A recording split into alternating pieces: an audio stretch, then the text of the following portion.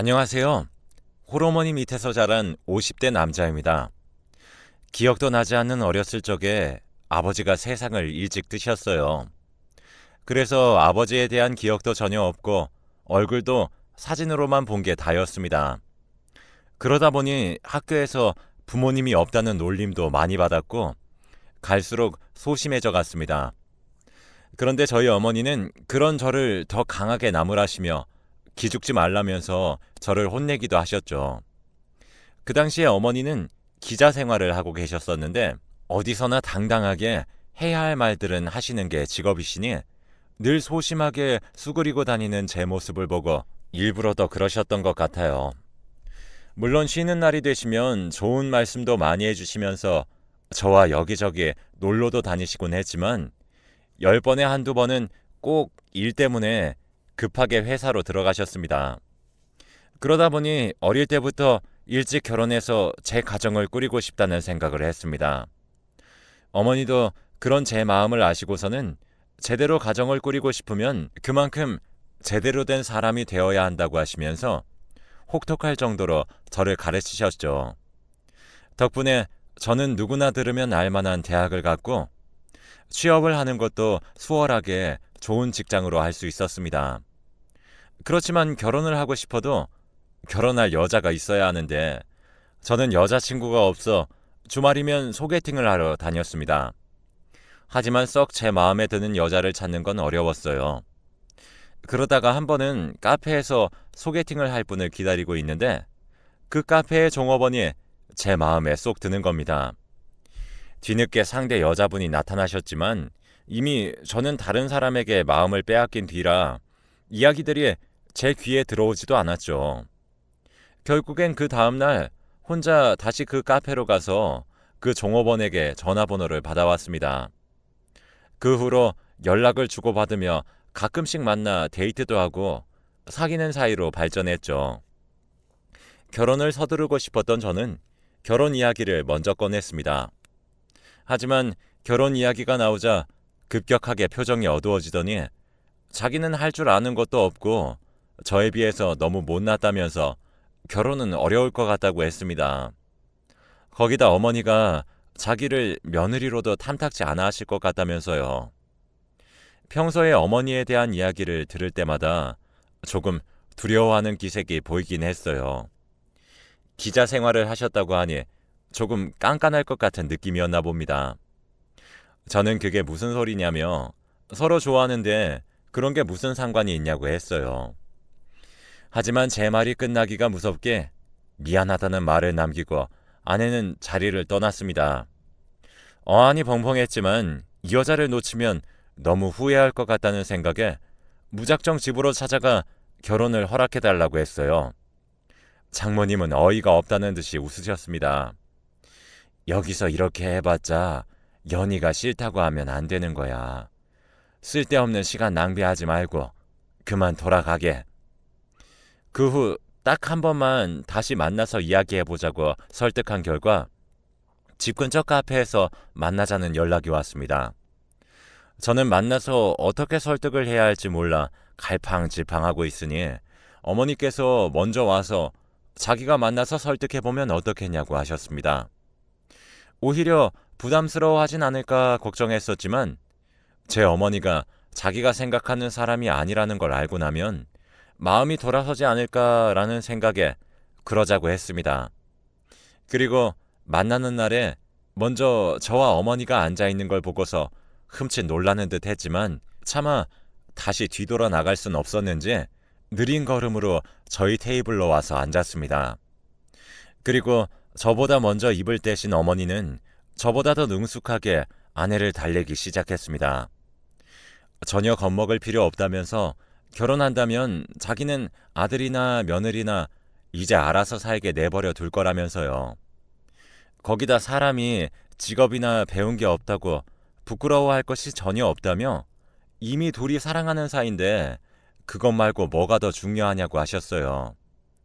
그러자 아내는 사실 자기는 아버지가 돌아가신 게 아니라 교도소에 무기징역을 살고 있다고 했습니다.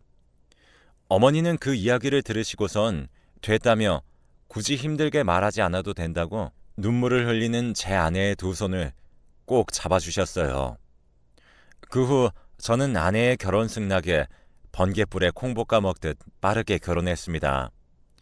결혼을 하고 나서 아이도 둘이나 가지고 제가 어렸을 적부터 그렇게 갈망하던 제 가정을 이루었습니다.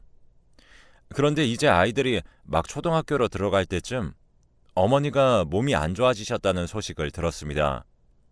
그것도 어머니가 숨기려고 하셨는데 아내가 어머니 집에 들렸다가 식탁에 놓여진 약봉지들을 보고 먼저 저에게 몸이 안 좋아지신 것 같다면서 어머니를 모시고 살면 어떻겠냐고 물어봐 주었습니다.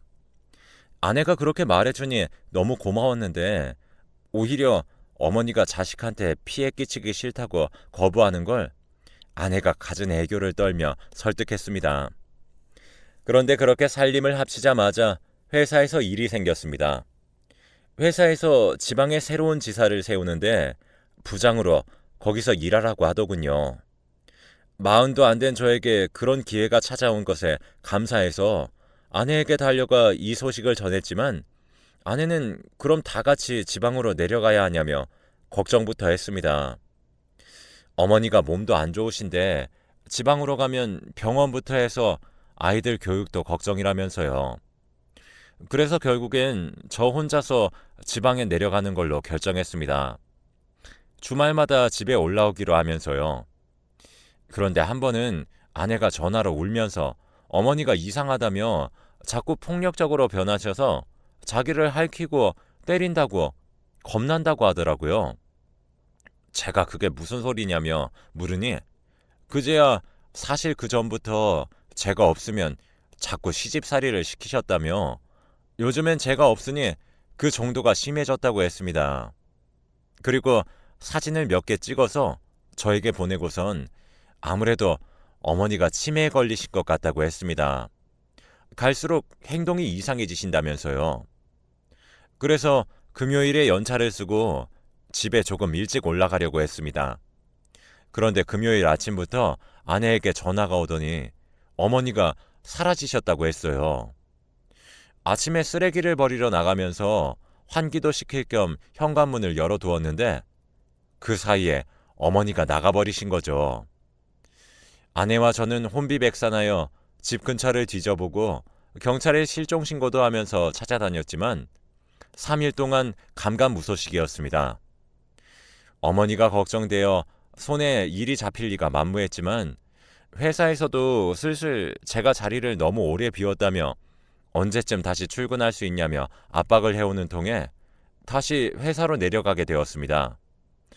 마지막으로 근처 경찰서를 들리면서 혹시 어머니 소식이 들어온 게 있는지 물어보려고 돌아보던 찰나에 저 멀리서 제 어머니가 비틀대며 제 쪽으로 걸어오는 게 보였습니다. 놀라서 용수철 튀어나가듯이 어머니에게 달려왔습니다.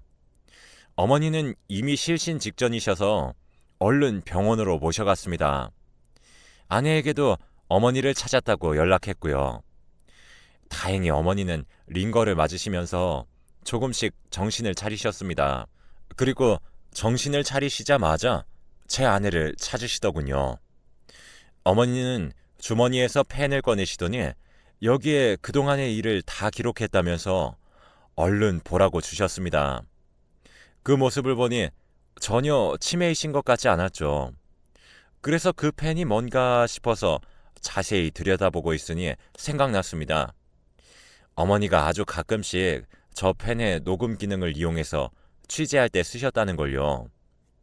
그래서 어머니 어깨 너머로 본 방식으로 펜을 해체하여 녹음본을 노트북에 옮겨서 들어보았습니다. 그 내용은 너무 충격적이어서 가만히 있으려 해도 손이 부들부들 떨리더군요. 녹음기 속에는 주로 아내의 목소리가 등장했습니다. 어머니에게 밥을 먹지 말라며 밥을 빼앗는 소리나 방문을 잠궈서 어머니 보고 방 밖으로 나오지 말라는 등의 소리들이었습니다. 오히려 아이들이 엄마를 부르짖으며 그러지 말라고 하는 지경이었습니다. 그동안 아내는 저를 감쪽같이 속여왔던 것입니다. 어머니는 갈수록 말이 없어지셨고 그냥 당하고만 계셨습니다.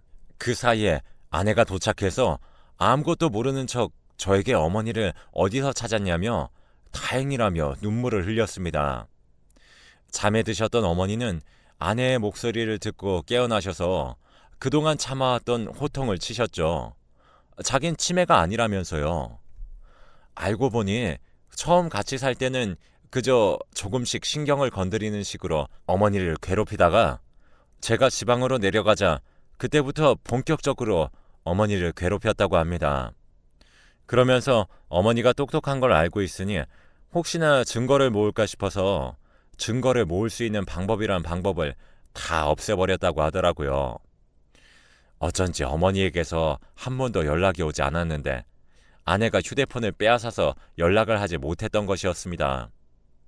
거기에다 자기가 밖에 나갔다가 들어오면 온 집안을 뒤지면서 혹시나 어머니가 무언가를 숨겨놓은 건 아닐까 의심했다더라고요. 그런데 어머니가 치매에 걸리신 척 정신을 놓아버린 척하자 조금 안심이 된 건지 괴롭히는 정도도 줄어들고 집안을 뒤지는 일도 없었다고 하네요. 덕분에 어머니는 취재할 때 쓰시던 펜으로 아내가 소리를 지르며 자기를 괴롭힐 때마다 소리라도 녹음했다고 합니다. 거기에다 현관문이 열려서 집 밖으로 나간 게 아니라 내쫓았다고 해요. 그것도 새벽에 처갓집 식구들이 몰려와서 저희 어머니를 강제로 끌고 차에 태워 인적이 드문 곳에 저희 어머니를 내려두고 다시는 찾아올 생각 말라고 하고선 거기에 버려두고 온 거였습니다. 어머니는 한참을 걸어서 사람들에게 도움을 받아 겨우 집 근처까지 온 거였어요. 혹시나 근처 경찰서에 가서 말하면 아내가 올 것 같아서 직접 찾아오셨답니다. 그 이야기를 들으니 치가 떨려서 아내를 가만두고 볼 수 없었습니다. 아내는 조용히 뒤에서 벌벌 떨면서 그 이야기가 끝날 때까지 서 있었습니다. 도망가지 않고 있길래 대체 뭐 하는 짓이냐며 사람이 맞는 거냐며 호통쳤습니다. 그러자 미안하다면서 자기도 어쩔 수 없었다고 했어요. 기가 차서 대체 어떻게 악마 같은 짓을 하는 게 어쩔 수 없는 일이냐면서 따졌습니다. 아내는 교도소에 수감된 아버지를 고발하는 기사를 쓴 게 제 어머니라고 했습니다. 아버지는 이미 사기 전과도 많았는데 어머니가 고발하면서 사기 전과범이 징역을 다 살고 나오면 결국엔 또다시 범죄를 저지른다면서 다시는 못 나오게 해야 한다는 글을 쓰셨다고 했습니다. 물론 그 당시에 그런 류의 기사를 쓴 건 저희 어머니뿐만은 아니었지만 어머니를 보니 너무 원망스러워 참을 수가 없었다고 합니다. 아버지가 좋은 아빠는 아니었지만 그렇게 평생을 교도소에서 살다가 얼마 전 저희 어머니를 집에서 내쫓았던 날이 아버지가 교도소에서 생을 마감하고 장례를 다 치른 날이었다고 합니다. 저에게는 아버지에 대한 이야기를 일절 꺼내지 않았으니 저도 혹여나 마음이 안 좋을까 묻지 않았는데 후회됐습니다. 제가 조금이라도 이 이야기를 알고 눈치를 챘더라면 조금 달라졌을까 해서요. 그리고 더 말할 게 있다면서 아이들도 제 친자식이 아니라며 친아빠는 누군지 기억도 나지 않는다고 했습니다. 처음에는 제가 좋았는데 저희 어머니를 보고 복수를 해야겠다는 마음이 앞서서 결혼을 결심했다고 하더라고요. 그동안 자기가 무슨 짓을 한 건지 안다며 이혼을 당해도 할 말이 없고 자기도 아버지처럼 교도소를 가도 할 말이 없다면서 뭘 하든 제가 하라는 대로 따르겠다고 했습니다. 그래서 저도 뒤돌아보지 않고 이혼하자고 했습니다. 그리고 아이들도 사실은 제 친자식이 아니니 아이 엄마에게 보내려고 했는데 그 조망만한 손으로 할머니를 부르며 많이 아프냐며 아프지 말라고 얼굴을 만져주는 걸 보니 차마 제 아이가 아니라고 할 수 없었습니다. 친자식이라 생각하고 온 정을 다주면서 키웠고 이렇게 마음씨가 고운 아이를 어떻게 그런 여자 손에 맡길 수가 있겠습니까? 결국엔 반대로 아내의 아이 면접 교섭권을 박탈해서 못 만나게 하고 합의 이혼으로 마무리 지었습니다. 재산 분할에서도 자기는 할 말이 없다며 제게 줄 수 있는 재산은 없지만 제가 번 돈을 받을 생각도 없다면서 거부했습니다. 그 후로 아이들과 어머니와는 지방으로 내려와 함께 잘 살고 있습니다. 아이들은 할머니가 기침만 두어 번 해도 달려와서는 아픈 거 아니냐며 걱정해주면서 할 줄 아는 것도 없으면서 어찌어찌 저와 제 어머니를 위해 계란 껍질이 가득 들어간 계란 후라이를 해다주며 저녁을 차려주곤 합니다. 가끔씩 바삭바삭한 게 씹히는 계란 후라이에도 맛있다는 말이 절로 나오더라고요. 어머니도 제가 아이들을 키우는 게 맞을지 고민하고 있을 때 먼저 그래도 자기는 친손주라고 생각한다면서 피가 섞이고 말고가 무슨 상관이냐며 이미 방문 밖에서 울면서 할머니는 괜찮냐고 걱정 섞인 말을 하며 한 번도 대들지 않았던 애들이 자기 엄마한테 바락바락 대들면서 할머니 괴롭히지 말라고 할 때부터 저 아이들이 어떤 짓을 해도 자기 친손주라고 생각할 거라고 마음먹으셨다고 합니다. 사실 어머니는 같이 살 때부터 아내가 이상하다 싶어서 조금씩 눈치채고 계셨더라고요. 이상하다 싶어서 아이들 머리카락으로 친자 검사도 몰래 해보셨다고 합니다. 그래서 이미 친손주가 아닌 걸 알고 계셨는데 저한테 차마 말은 못하고 있다가 그 사단까지 났었던 겁니다. 이혼 후에 고소도 하려고 하다가 그래도 아이들 엄마인데 라는 생각에 참았습니다. 그런데 이번엔 장모였던 사람한테서 전화가 오더라고요. 자기들이 잘못한 것도 다 알고 있는데 한 번만 자기 딸을 만나줄 수 없냐면서요. 꼴도 보기 싫었지만 이따금씩 아이들이 엄마는 이제 못 보는 거냐며 저에게 물어볼 때마다 은근한 죄책감이 저를 짓눌렀었기 때문에 한 번만 아이에게 엄마 얼굴 보여주는 셈치고 만나겠다고 했습니다. 그런데 만나자는 위치가 이상하게도 대학병원 안에 카페더라고요. 혹시나 또 무슨 꿍꿍이가 있는 건 아닐까 싶어 의심하면서 갔습니다. 그런데 거기에는 몇 달 새 얼굴이 퍽 상해버린 채로 아내가 앉아 있었습니다. 아이들은 엄마를 보자 슬그머니 제 눈치를 보며 잡고 있던 손을 빼더니 쪼르르 엄마를 부르며 달려나갔습니다. 아내도 힘없는 기색이었지만 아이들만큼은 꼭 끌어안아 주더라고요. 그런데 아내의 차림을 자세히 보니 외투 안에는 병원복을 입고 있었습니다. 최대한 신경 쓰지 않고 아이들만 보여주고 무슨 말을 해도 듣지 않고 아무 말도 하지 않을 거라고 다짐했던 것들이 무색하게 자연스럽게 무슨 일이 있냐며 어디 아픈 거냐며 물어보았습니다. 나 췌장암이래. 아빠랑 똑같은 병이더라. 나쁜 짓 했더니 벌 받은 거지 뭐. 길어봤자 6개월이라고 하더라. 갈수록 몸이 내 말도 안 듣고 미안하다고는 말하고 싶은데 멀쩡한 모습으로 해야 할 것 같아서 병실에 누워서 미안하다고 말하면 당신 마음이 얼마나 불편하겠어. 아이들은 짐짓 심각해지는 저희 둘의 모습에 순식간에 분위기를 읽은 건지 무슨 일이냐면서 그제야 엄마 많이 아픈 거냐며 눈물을 글썽였습니다. 처음에는 믿지도 않으려고 했지만 얼굴에 훤히 드러나는 병색에 차마 거짓말이라고 생각할 수도 없었습니다. 제가 아무 말도 하지 않자 자기도 뻔뻔한 걸 알고 있다면서 그래도 저를 사랑했었던 건 진심이었다며 자기도 아버지 생각에 어떻게든 저를 미워해 보려고 발버둥 쳤지만 결국엔 죄책감만 늘어갈 뿐이었다고요. 지금 자기가 아픈 걸 보고 굳이 동정심을 가질 필요도 없고 그냥 미워하라면서 용서하지 않아도 괜찮으니 그냥 자기가 말하지 못했던 걸 말하고 싶었다고 했습니다.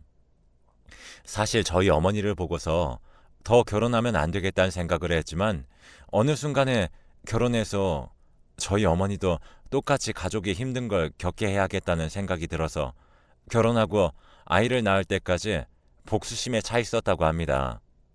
그런데 막상 아이들을 낳고 자라는 모습과 제가 든든한 아빠 노릇을 하는 걸 보고 자기가 무슨 짓을 했었나라는 생각과 그래도 복수해야겠다는 생각이 겹쳐서 자기도 너무 힘들었다고 합니다. 결국엔 저를 사랑하고 있는 걸 깨달았지만 이미 너무 늦어버린 상태였고 마지막으로 저희 어머니를 버리고 온 날엔 자기도 죄책감에 잠을 못 이뤘다고 합니다. 저희 어머니를 버리고 온 건 정말로 가족들이 시켜서 어쩔 수 없었다면서요.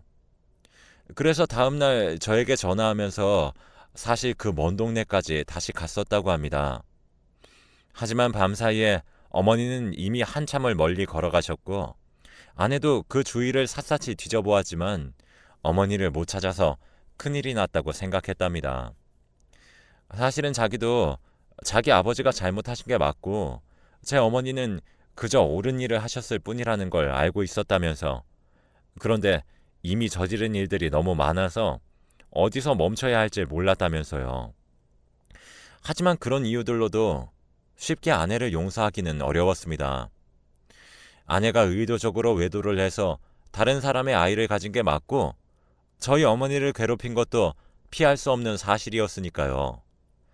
그럼에도 제 앞에서 동정심을 무기로 용서받지 않겠다며 눈물이 그렁그렁 맺혀 있으면서 결코 떨어뜨리지 않으려 두 눈을 부릅뜨고 계속해서 자신의 잘못을 낱낱이 말하는 모습에 마음이 약해져 버렸습니다.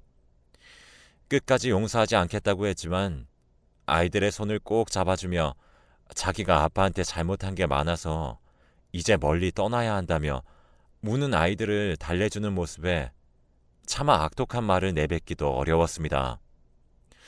저도 어떻게 해야 할지 갈팡질팡하다가 결국엔 치료받으러 병실로 올라가 봐야 한다는 말에 우는 아이들을 떼어놓고 돌려보냈습니다. 그리고 그 후로 3달이 지나고 아내가 죽었다는 연락을 받았습니다. 어머니도 그 소식을 들으시곤 그래도 몇 년을 함께 살았는데 가는 길은 잘 보내주고 오라며 자기는 괜찮으니 다녀오라고 하셨습니다. 장례식에 가니 사람들도 거의 찾아오지 않아 텅 비어 있었습니다. 사기꾼 가족이라며 친척들에게도 손가락질 받으며 인연이 끊겼다고 하더라고요. 그리고 영정사진만을 한참 보다가 용서한다는 말을 조용히 읊조리고 도망치듯이 장례식장을 빠져나왔습니다.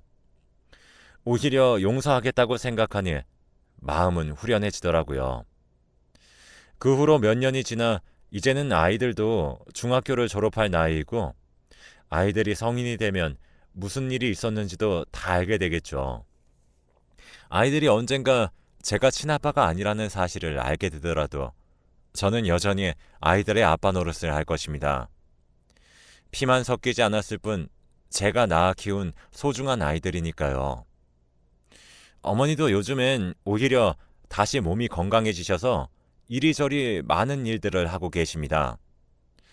동네 산책은 가뿐하게 하고 계시고 전에 하셨던 기자 경력을 살려 노인정에서 글쓰기 강연도 가끔씩 하고 계십니다. 저도 지방에서 다시 서울로 올라와서 회사에서 승진도 하고 이제 좋은 일들만 생기고 있어요. 더 이상 마음에 걸리는 것들도 없으니 인생도 잘 풀리네요. 여러분들도 행복한 인생 사셨으면 좋겠습니다.